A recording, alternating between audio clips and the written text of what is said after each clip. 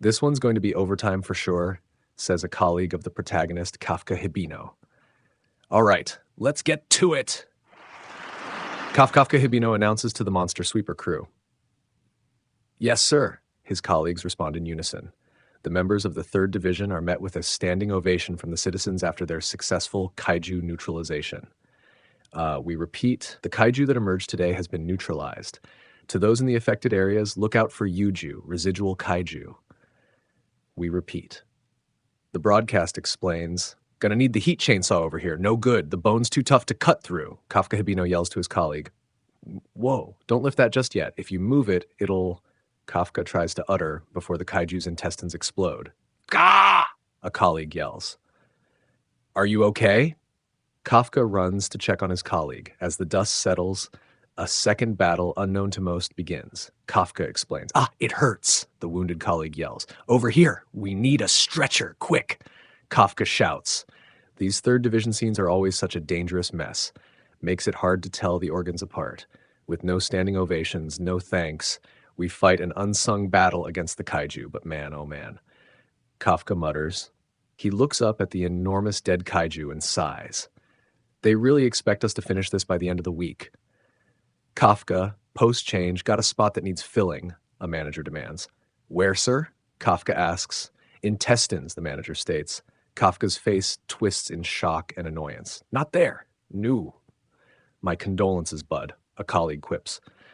I've already cleared it with the higher-ups. Let's go, the manager explains. I've heard people talk about it before, but is it really that bad? A newer colleague asks. The veteran replies, take time to think about what you'll find in there and you'll have your answer. Hey, you're going to have a real problem if you throw up in your suit. You can kiss your appetite goodbye for a while, Kafka warns regretfully. Gah! I'm freaking beat, Kafka exclaims, exhausted from work. He exhales deeply, but the stench lingers. I can still smell it, he thinks to himself. On the TV, a feature plays. Today's feature is on the 3rd Division. The Defense Force's 3rd Division successfully neutralized today's kaiju threat. And the person responsible for bringing these troops together is none other than Mina Ashiro. At the young age of 27, she has already neutralized hundreds of kaiju. With skills rivaled only by her looks, there's no doubt why she's one of the most popular captains currently in service and is regarded as a shoo-in for future Corps commander. Kafka watches, lost in thought. Let's wipe out the kaiju together. He reminisces about Mina. His expression darkens. How'd I wind up on this side of things? Gah, just don't think about it. Cleanup is an important public service. I get to live in a nice apartment and eat what I want. That should be good enough, damn it. Kafka mutters to himself, frustrated. The next morning, Kafka groans, holding his head. Ugh, my head, this hangover is killing me. Damn it, I blame that special feature on TV last night. He steps into work, rubbing his temples. Good morning, everybody.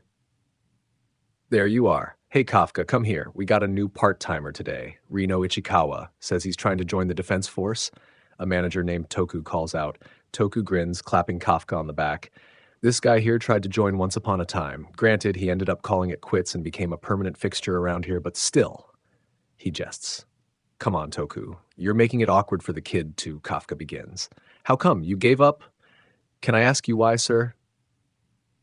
Reno asks directly. Kafka pauses before answering.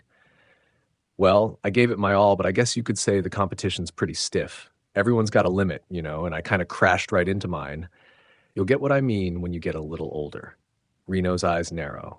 I'll never understand, sir. For as long as I live, I will never understand.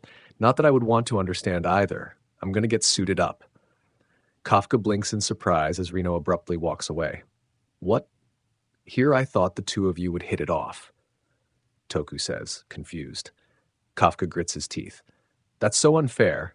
No matter how I respond, I'll come out looking pathetic. Is giving up really that bad? Shh, he thinks angrily. He straightens up, shaking off the frustration. All right, let's get to it.